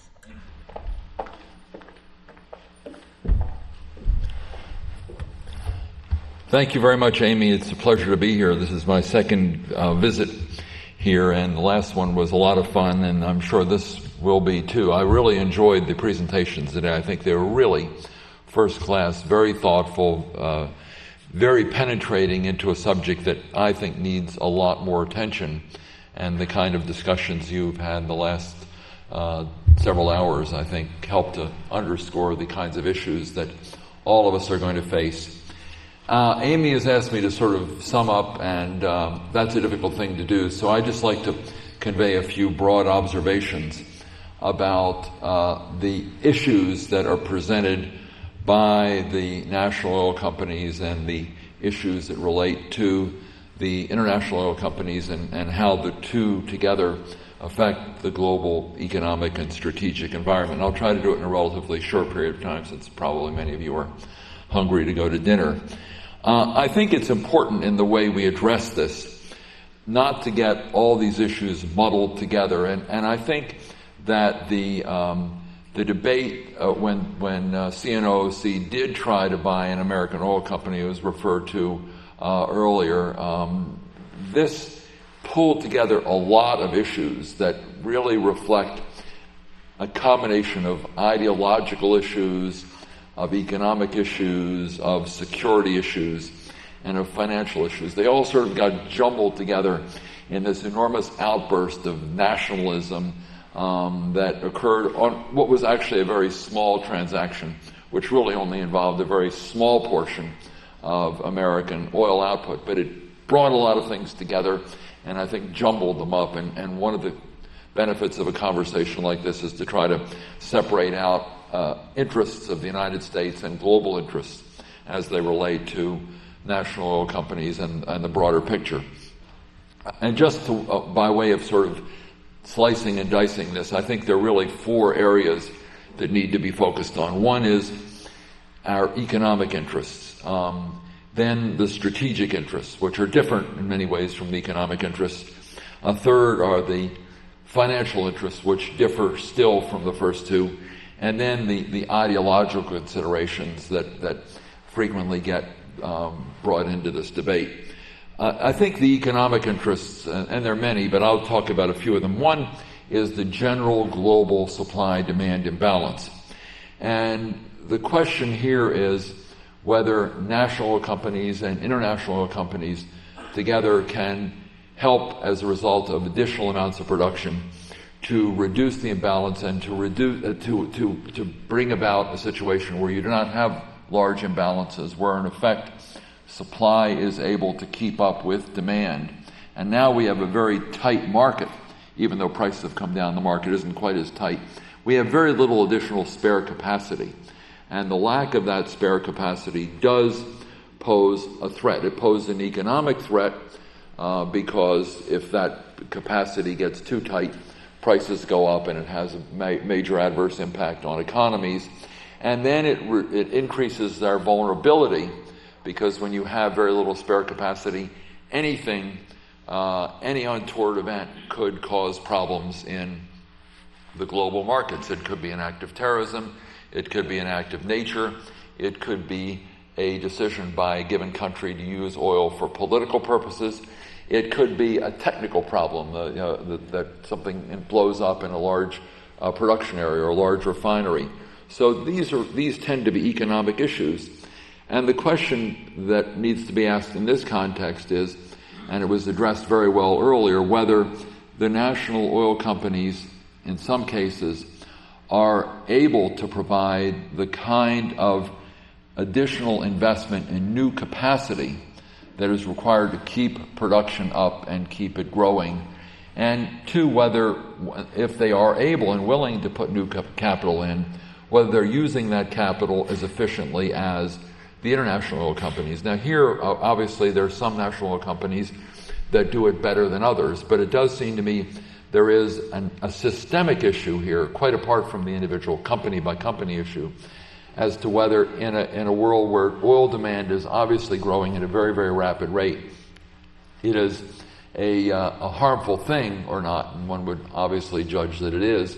And the report that Amy presented us earlier, and that all of you, I think, have read, indicates that a lower level of efficiency of utilization of capital by the national oil companies in many cases is not just a problem for that company, but a systemic problem in that capital which is going into the energy area is simply not producing as much as it should, not getting enough bang for your buck, so to speak. And I think this is going to be a long-term systemic issue. If we're going to be increasing production, we're going to have to get as much capital as we can into this, which means when there are trade-offs, when individual companies have their resources sucked away by the government for other purposes, it means there's not enough capital available. And of course, even if the capital is available, sometimes it's not utilized efficiently.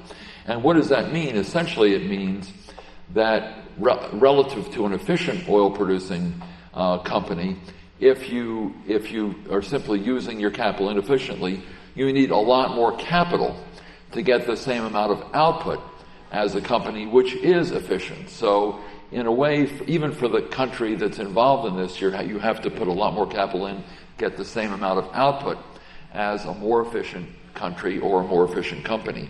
And those mean very important systemic problems going forward, given the fact that demand is likely to increase. The second issue, which is apart from the economic issue, which I've described, is the strategic issue. And here's where you get some increasingly difficult problems. And that is, are the national oil companies in some cases going to be more willing, as a result of the government telling them what to do, to utilize their energy, their oil, for purposes that are disruptive to the United States, for instance, or the global economy.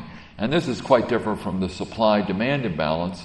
It's whether these companies are going to be instruments of power or the projection of power by individual governments.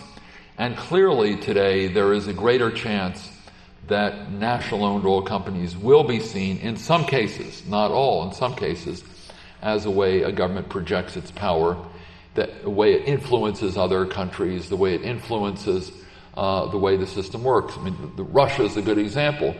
Russia is not anymore the kind of great military power that it was when there was a Soviet Union, but leaders in Russia today see oil as a way of Russia reclaiming a great power status by virtue of the fact that it is a very large producer of oil and a very large producer of natural gas. And a lot of countries in Asia and in Western Europe and in Central Europe depend on that. So it is, through that vehicle, a way of projecting its influence. Venezuela was just discussed as clearly a country which is using oil and petrodollars as a way of projecting its influence. These are just a few examples. On the other hand, I think one shouldn't make too much of this, because even if a country's oil was being produced entirely by a private company, entirely by an international oil company, there's still the possibility that a government could use that oil for political or purposes that are detrimental to the interests of other nations. For instance, if oil were produced by a private company and the government decided it was going to go to war against another country, it would clearly use that oil in effect as a weapon, perhaps preventing another country from getting a hold of that oil, or co-opt some of the oil revenues to go into the government's coffers to help fight the war. There are many ways in which, even if oil is produced by a private sector company in a country, it would be subject to sanctions. A government could decide it wants to force a company to embargo its oil shipments to someone else that was an enemy at the time. Or, quite apart from that, the company could be a victim of an act of terrorism. It could be a victim of an act of terrorism if it's a national oil company or if it's an international oil company. Look at the Middle East. It's a very good example. If you had private sector companies operating where they're national oil companies, are they any less vulnerable to terrorism? Or are they more vulnerable to terrorism? So simply the status of being a national or international oil company, when worse comes to worse, when you really get a situation where national security is involved, there's a lot of risks on both sides of the aisle, and having the company be a national or international oil company really doesn't matter very much. If there was, for instance, a war in the Middle East, virtually every company, whether it's nationally owned or it's an international company, is going to be involved. If there were a war in the Persian Gulf, if the United States were involved in a war with, for instance, Iran, whatever happened, whatever company was moving oil in and out of the Persian Gulf would find that oil potentially disrupted. So again, the status of the oil company in that circumstance really doesn't matter very much. So there are a lot of strategic issues that are important and really don't necessarily distinguish themselves between the two types of companies. Then there's the ideological issue, which I think is very important and I think very interesting, particularly the way the United States sees these issues. I think the United States, when we had the CNOOC issue that I meant with Unocal that I mentioned a little while ago, there's a feeling on the part of some people in Washington that a country like China in particular is using its power to lock up supplies around the world, particularly in countries where American companies are not permitted to operate or are not willing to operate for security reasons, and China's taking advantage of this. That's the perception of many in Washington. On the other hand, it's also the case, and I think it's not as well understood, that most of the oil that comes into China is international market oil. It's not owned by Chinese companies anywhere in the world. China still relies on the international oil market for the vast amount of its oil. But the problem is there is this sense that if a national oil company is involved, there's something that could be perceived by politicians as giving it an unfair advantage over international oil companies in certain countries. And that brings in a whole lot of issues, like the issues of whether these companies, national oil companies, not just in China but elsewhere, are able to take actions and do business in countries that are violating international human rights or violating international environmental standards or international labor standards. A lot more is made of this issue than probably should be made of this issue, but it gets big headlines. The problem with these headlines and the problem with the focus on this is that it tends to distract us from what is fundamentally important, and that is a great deal more cooperation between the traditional oil consumers and the new oil consumers, of which China and India are two major participants in the latter category. That seems to me to be where we really ought to be addressing our attention, not a big food fight over who's doing what and whether it's fair or unfair and whether it's ideologically correct or incorrect. If we do that, we're simply not going to get anywhere. The really important objective, I think, for American policy today is to understand one thing, and that is trying to be energy independent is really, first of all, impossible. But second, even if we were totally independent and were able to produce all of our energy at home, we would still have our economy badly disrupted if there were interruptions in the supply of oil to Western Europe, or interruptions in the supply of oil to China, or interruptions in the supply of oil to India or Japan. And the interesting thing that happened just a couple of days ago with China should illustrate the point that it is very much in our interest to see China have an effective energy policy and to get the energy it needs and to work with them in doing this. Think what happened. This was just a little blip in the stock market.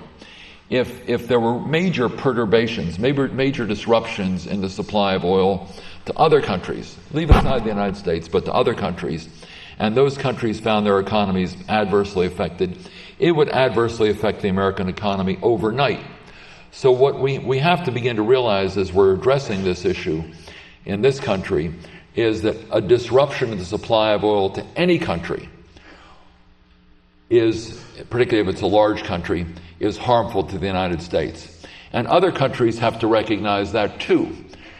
Other countries have to recognize that just because they might have a sweetheart deal with a particular supplier, just because they may give away a certain amount to get a deal in Africa or wherever else it is, that doesn't make them, that doesn't protect them from the fact that if some other country were adversely affected by a cutoff in supplies, it would affect them. If, for instance, you have countries making deals and locking up a lot of supplies, and the United States were the victim of an embargo, or the victim of an act of terrorism against its oil facilities, it would affect them as well. So for each country to try to do its own thing and protect itself from disruptions in supply, all well and good, but very limited and very short-sighted, and fails to recognize that this world is very interdependent. If we needed any more explanation or understanding of that, what happened in the Chinese and the American stock markets a couple of days ago should have illustrated the point very, very vividly. You can't run and hide. There is no country that can insulate itself from oil-related disruption. And that really leads to a broader point, and that point is how we go out and deal over the next several years, next decade, with the question of vulnerability and the question of supply-demand imbalances. One of the interesting ironies of this is, if you look around the world, the discussion of Chavez illustrated this point, but it's also illustrated by other conversations, and that is, we look at some of these countries. Let's use Chavez as an example since it was the most recent presentation here. These countries which fancy themselves, or these leaders which fancy themselves as trying to sort of protect their nationalism and deal and rebel against the sort of Washington consensus on globalization. These same leaders are involved in globalization of a different matter, of a different sort. They're going around trying to make their deals, their cross-border deals, first of all, so they won't be isolated. Second, so that they themselves will be able to work with other like-minded countries, either energy producers or energy consumers. There's a lot of networking going on. The international oil companies were big networkers and still are, but you get these national oil companies which are involved in networking also. They're trying to network with one another. They're trying to, a country that has a national oil company is trying to develop relations with other national oil companies or other suppliers. So they're really, like it or not, part of a global economy as well.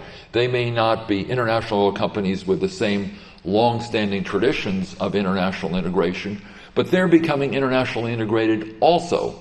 They're not simply sitting there at home and exploiting their home markets. They're part of a global network, of a global web of interaction. And I think this, while some would look at it as a negative and saying, oh, they're going out and they're beginning to claw in a lot of deals, they also have an interest on the global system working. They also have an interest in the international system working effectively. Because if it fails, if, for instance, you're a Chinese investor and a country in Africa in which you've invested decides it's going to abrogate property rights, it's going to do what some countries have done to American interests down the road and decide we're going to expropriate that, or we're going to change the terms of the deal, or we're going to change the regulatory environment, or we're going to up the taxes.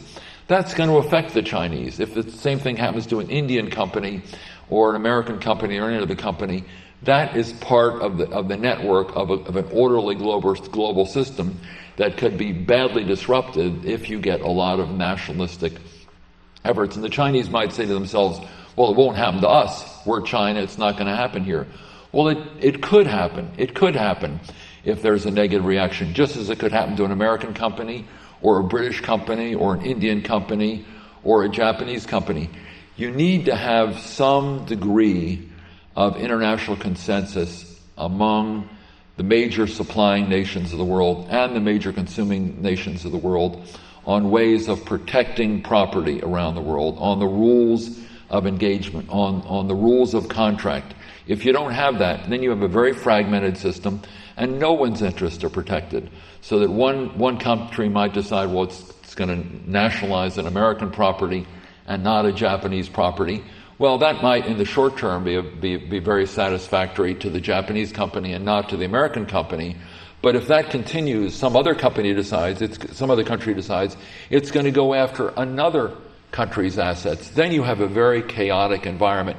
And instead of having an environment that increases supply to meet global demand, you had an environment where there's so much chaos that you're going to find it very, very hard for these countries to attract the kind of investment over the medium term that they need to produce the kind of output that's required.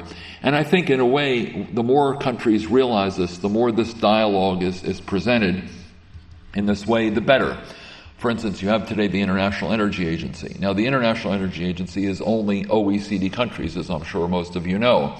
But increasingly, under the new head, who's Japanese, they intend to work with the other big supplier, of other big consumers, essentially India and China, to try to develop a broader set of common interests to help them increase their strategic petroleum reserves, to help them increase the efficiency of utilization of oil, to help them work with supplier countries in order to improve the terms of engagement, the laws and regulations that apply to their investments. And more, it seems to me that sense of engagement is going to be critical, whether the companies that are producing oil are international companies or national oil companies. You cannot have a thriving energy system if it's fragmented, if investors are worried about the terms on which their investment are going to be treated, over the course of the next several decades. So a higher degree of cooperation is needed, and that requires, at least on the part of the United States, a recognition that while we should be doing a great deal more to reduce our dependence on imported energy, we should be doing a great deal more to improve the efficiency with which we utilize oil, particularly in the transportation sector. We should be doing a lot more to develop alternatives. However much we do over the medium term, we're still going to be very vulnerable to supply disruptions, and so is every other country in the world, particularly all the big consumers. But even the producers are vulnerable in the sense that they're not vulnerable to supply disruptions so much. They're very vulnerable if there are supply disruptions and the consuming countries suffer deterioration in their economies. It will rebound to their disadvantage in much the same way. So somehow we have to take away from this dialogue a much better common sense on the part of producers and consumers and international oil companies and national oil companies, that there are a great many areas of overlap that have to be pursued. And I think this dialogue is going to be very important. I'll leave you with one other point before closing, and that is the problem in the United States today is that we have, since 1973, not had an energy policy worthy of the name. And this is, in my judgment, not only bad for the United States, which it is, because it means we're more and more vulnerable. It is bad for the global economy, not that we're the most inefficient of the oil users. There are other countries that are much less efficient in the way they utilize oil. But the fact is, if the United States doesn't set a high standard, it's going to be very hard to go to other countries and say, you should be using your energy more efficiently. You should be doing a lot more for global warming. If the United States is not willing to do a lot more, and what does that mean? You would have thought that after 9/11, when we were worried about the fact that we were increasingly vulnerable to terrorist attacks, when we have other countries utilizing petrodollars or groups using petrodollars in ways that are disadvantageous to our interests, you would have thought that one thing we could rally our country around is a desire to reduce dependence on imported oil, to reduce our vulnerability. You would have thought that when the Iraq War began, you would have had American leadership saying, look, the Middle East is a very vulnerable place. We should be reducing our dependence on imported oil, not just from the Middle East, but from other parts of the world where there is also vulnerability. Nigeria, Venezuela, there are a lot of places that are vulnerable to disruption from terrorists, from political activities, from a whole variety of things. We did not see any of that. And a lot was made of the fact that 9/11 changed everything. It didn't change anything on energy policy. We're more dependent today on foreign oil than we were before 9/11. And we're dependent on oil from some of the most vulnerable parts of the world. So my argument, at least in an American domestic context, is if we really are serious about reducing our vulnerability to disruptions in supply, which can be very harmful to the American economy, we need a much tougher energy policy. We also need it if we're going to be leading the world or playing a constructive role in the world in dealing with global warming, in dealing with a lot of these other issues. And we're going out and pointing the finger at countries like China and India and others saying, you have to be more efficient in your oil use. You have to be more environmentally responsible. We have to play a leadership role in that area. And I'm afraid for the moment we're not doing a very good job. So it's one thing to go out and sort of criticize others. Well, their national oil companies are doing this that we don't like, or doing that we don't like, or thinking of buying properties in this country that we don't like. Those are relatively minor issues when you add them all up. Individually, they can be irritating, they can be ideological targets for people in Washington for a sort of xenophobic reaction, which from time to time takes place. But the more fundamental issue, while we were talking about the Unocal CNOOC thing, which was about 1% of our oil production, give or take, we're importing 60% of the oil we use from the rest of the world. So it's very easy to focus on these narrow issues. We have to focus on the broader issue, which is this big supply-demand imbalance. And the world has to do that as well, because we're all heading for a situation, because there is such a very tight utilization of oil capacity. At some point, somewhere, something is going to happen that's going to disrupt supplies of oil, and the world economy is going to suffer from it. And I think, from my point of view, the next step in this process of understanding the national oil companies and the international oil companies is to figure out where we can develop 4 or 5 or 6 areas of convergence so that we begin to pull together these countries and these companies in a way which addresses the broader issues of global energy security and the broader issues of global economic security. Thank you very much.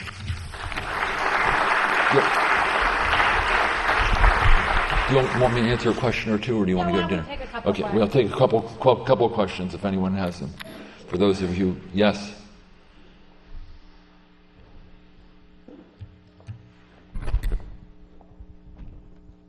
Kate Baker with BP. Thank you for a very provocative and helpful summary of many of the ideas that we've heard today. I was particularly taken with the ideological and the strategic points that you made. But regarding the economic matters, actually today I heard nothing about efficiency of capital utilization by national oil companies. In fact, efficiency was defined as revenue. And already the deck's stacked because revenue, when you're providing subsidized fuel, is of necessity going to be lower. So we need to bear in mind the definition of efficiency as utilized in the reports here and not leap to conclusions about efficiency of volumes produced or efficiency of capital utilization during that production, because those things are actually not addressed in the work that was done, or at least not in what was presented here. Actually, speaking to capital efficiency, you talked about the desirability of having spare capacity. Actually, in the oil industry that I grew up in, we call that pre-investment, and that's something to be avoided because it reduces capital efficiency. Nobody wants assets that are standing idle. So how do we get at this conundrum where the only company that I am aware of that actually deliberately invests in spare capacity is in fact a national company, Saudi Aramco, that has kind of taken it upon itself on behalf of the world to put some spare capacity up. But that's a concentration that makes us all vulnerable. So how do we get at this conundrum in a better way so that we have the security that spare capacity would provide, but we have the efficiency of not having assets standing idle? Do you have any thoughts on that? It's a very interesting and provocative question, and I agree with you that obviously no company wants to be saddled with a lot of excess capacity which is not used to produce things that produce revenues in any area, whether you're a computer company or an oil company or anyone else. The big issue, it seems to me, from an energy point of view, which makes this sector different from most others, is the question of resiliency. In other words, if you do not have a measure of spare capacity, no company also wants to have only as much capacity as is needed to meet the demand of today. The key to any company's investment is to anticipate what's going to be needed tomorrow, because capital investment has a long gestation period. In energy, it's longer than most. Pharmaceutical companies, it's very long too. You have to have trial. Phase 1, Phase 2, Phase 3 trials. It might take 3 or 4 years to get a drug from oil, from the production to the market, or from the inception to the market. So it seems to me that is one of the difficult problems that the oil industry has, and it's one that I don't underestimate, and I think your question's a very good one. On one hand, from time to time, the oil industry has been confronted with pressures to increase investment only to have the price go down, and a lot of that, and demand go down, or supply increase more rapidly than demand, any way you want to look at it, and they're left with a lot of spare capacity, and their profits go down. We saw that in the 90s. So this is a very complicated issue, and I think part of the way you bridge this issue it's not the only way, is to have these large strategic petroleum reserves, not just by the United States, but by China and India, Western Europe, Japan, and elsewhere. That gives you a little room, a little wiggle room, although it won't last forever. It's a limited quantity. It's only 90 days, for us at least. The other part of it is that because there is this broader economic argument, it does seem to me that there is a role for governments in trying to provide the encouragement for countries to keep enough additional spare capacity in order to meet surges in demand or to meet some reduction in supply through disruption of some sort. I think the Saudis do the world a great service by having this excess capacity, because we saw this come into play in the early 90s. It could come into play today if there's a disruption in Nigeria or Venezuela. In the Straits of Hormuz, it'd be horrible, because even the Saudi oil couldn't get out. But I think that having the Saudis play this role, and it does mean that some of their capacity is underutilized at a given point in time. It's a critically important strategic role. The Saudis know this, and it puts them in a very, very strong position, a very strong negotiating position. And that's what the world's come to. It wasn't always the case. The Texas Railway Commission, which we shouldn't forget set the price of oil several decades ago, did ensure that there was enough spare capacity in the state of Texas to meet this additional surge in demand. So you need it somewhere. Just the question is who's going to do it. And my worry is not that. My worry is that in some cases, with all the capital, Russia was a good example under the communist period. Russia had a very high savings rate. Russia put money into oil production, but it was very poorly utilized. Iran today is putting money into the oil sector, but because of problems in that sector, the efficiency rate, the efficiency utilization of that capital isn't very high. And one of my worries is that in a period where we're so stretched now, where capacity is so tight, wasting money by putting it into projects that don't give you more output per buck, and I realize it's not the only way of looking at it, you're quite right, that is a way of, in effect, distorting the allocation of resources, because you're putting a lot of money in and you're not getting as much oil out as you could be, and that, I think, does present a long-term strategic and economic problem. So, country by country, I can't judge, but from a general point of view, no country, it seems to me, wants to put money in and get less oil out than it could get out if it utilized that investment more efficiently. Any additional comments before we go to dinner?